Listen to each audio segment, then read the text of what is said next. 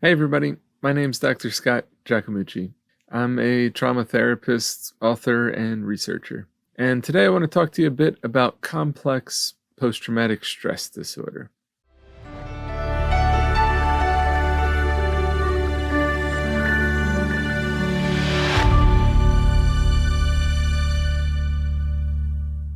So, CPTSD, as we often call it, is becoming more and more popular, and I'm hearing more and more people talk about it, which I think is really a good thing. It's actually a diagnosis that was not recognized in the United States in the DSM-5, but it was recognized by the World Health Organization.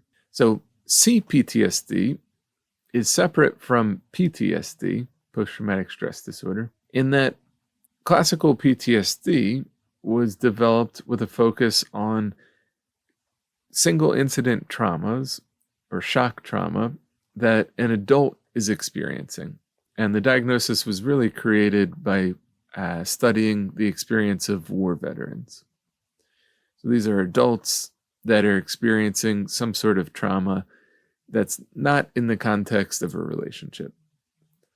Whereas complex PTSD is based on the experience of complex trauma, which is when we're experiencing reoccurring traumas again and again and again, layers and layers of trauma, usually of a similar nature, and usually happening in our formative childhood years.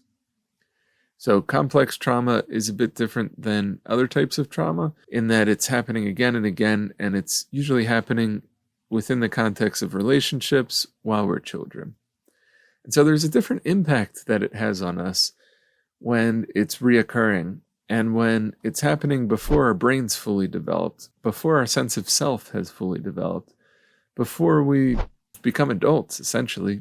It has a much more devastating impact in many cases. So complex PTSD was actually created as an add-on diagnosis to classical PTSD, which means that in order to qualify for CPTSD, you actually have to first qualify for PTSD. Interestingly, in a study 5 years ago, they found that CPTSD was actually more common than PTSD in the group of participants in the research study. And this might surprise you, but I found this to be true for the clients that I work with as well. That initially, earlier on in my career, I was focusing on PTSD. It was what I learned about in school and from supervisors, and that's what insurance companies cared about in terms of diagnosis and getting authorization for continued treatment. And so I was using PTSD assessments and doing psychoeducation on PTSD. And then I started to hear more and more and more about CPTSD. And so I educated myself on it and began using CPTSD assessments and providing education on CPTSD. And the overwhelming majority of the clients I work with, which are either folks in an outpatient trauma therapy center or an inpatient in a substance use disorder treatment center, the overwhelming majority of the clients I work with actually resonate more with CPTSD and meet criteria for CPTSD more so than just classical PTSD. So some of the different ways of thinking about CPTSD, and we're going to go into all the different symptoms and symptom clusters in a moment, but that there's an exposure to an event or a series of events which are threatening and horrific and sometimes prolonged or repetitive events where we usually can't escape from them. Something like torture or being in a concentration camp or slavery or genocide, other forms of organized violence, domestic violence, repeated childhood abuse, sexual, verbal, or physical, that these are all things that would be categorized as complex trauma. Now, I also would like to add in that any kind of ongoing discrimination, like racism or gender violence, these would also be things that I would consider complex trauma, in that they meet that same definition of being threatening and horrific, prolonged and repetitive, impossible to escape from in many cases, and that they happen in a repeated fashion. Other things, too, that we might consider complex trauma Maybe if we want to broaden our definition, we could also include things like neglect and abandonment when they're reoccurring in nature. Now, classic PTSD is broken up into 3 different symptom clusters. Originally, it was. In 2013, they added a 4th symptom cluster, but the original 3 symptom clusters were about experiencing intrusive images or a re-experiencing of the original trauma. Things like flashbacks or nightmares or disturbing images that get activated and stick with us. The 2nd symptom cluster was about avoidance and numbing, avoiding thinking about the trauma, avoiding therapy, avoiding asking for help, avoiding talking about it, and doing what we can do to numb it out. The 3rd symptom cluster is about arousal and reactivity, feeling like we've lost a sense of safety, that we're constantly on edge, that our body is hyperactive, we're hypervigilant, we're looking over our shoulder, we're feeling irritable, we have trouble sleeping or concentrating. These were the original 3 symptom clusters of PTSD. 10 years ago, they added a 4th symptom cluster, which is about negative beliefs about ourselves, others, and the world, and negative moods. But this 4th symptom cluster is not actually included internationally in the definition of complex PTSD. Instead, they added 3 additional symptom clusters related to what they call disturbances in self-organization. First one is about interpersonal difficulties, finding it difficult to maintain relationships or to feel safe when we're close and intimate with others. The second one is about a negative view of self, that we feel worthless or that we feel like we're a failure. And the 3rd area of CPTSD is about having difficulty with emotional regulation, that we're either really shut down emotionally and we struggle to really feel anything, we're numbing things, or that we're so emotionally activated on an ongoing basis that it's really hard to ground ourselves and to balance out or regulate our emotions. So these 6 different areas of symptoms make up complex PTSD. Now, there's also other features that are similar and related to CPTSD. Many times when someone's experiencing CPTSD, they may also experience suicidal thoughts, substance use, depressive symptoms, even psychotic symptoms, somatic complaints, things that within our body, like digestive problems or things of that nature. And there's often a lot of overlap between CPTSD and other mental health issues.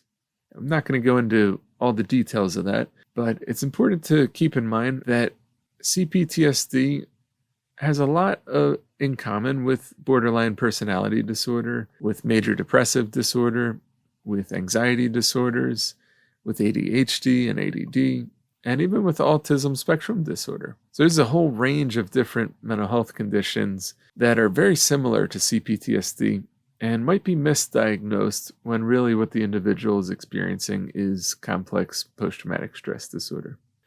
Also important to note that many people who struggle with substance use disorders or alcohol use disorder, other process addictions, and eating disorders are also more likely to qualify for a CPTSD diagnosis. So there's lots of different ways of assessing whether or not an individual or even ourselves are experiencing CPTSD. And one of the best ways of assessing is with the International Trauma Questionnaire, which is a short questionnaire, less than 20 questions that it's really a self-assessment tool that you can use for your own self-examination and self-awareness, or you could give to someone that you're working with to help them and help both of you understand if what they're experiencing might be CPTSD. And we'll put a link for the International Trauma Questionnaire in the description of the video below. Basically, the first 2 questions in the questionnaire are related to the first symptom cluster of PTSD. So questions 1 and 2 are related to intrusions and re-experiencing. Question 3 and 4 are related to avoidance and numbing symptoms. Question 5 and 6 are related to arousal and reactivity. And so in order to meet criteria for PTSD diagnosis with this assessment tool, you would have to endorse one or more of the symptoms in each of those categories. So question 1 or 2, question 3 or 4, and question 5 or 6. And so you have to score a 2 or higher, which is moderately 2 or higher, on question 1 or 2, on question 3 or 4, on question 5 or 6, a 2 or higher, and a 2 or higher on questions 7, 8, and 9 in order to qualify for a PTSD diagnosis. All right. If you meet criteria for PTSD, then the next thing we do is we consider if you also meet criteria for CPTSD. And so question 10 and 11 are focused on emotional dysregulation. And so you have to score a 2 or higher on either question 10 or question 11. Then you have to score a 2 or higher on either question 12 or question 13, which are about negative beliefs about self. And then you have to score a 2 or higher on question 14 or question 15, which are about difficulties in relationships. And then you got to score a 2 or higher on question 16, 17, or 18, which are related to how much the symptoms impact you in your life.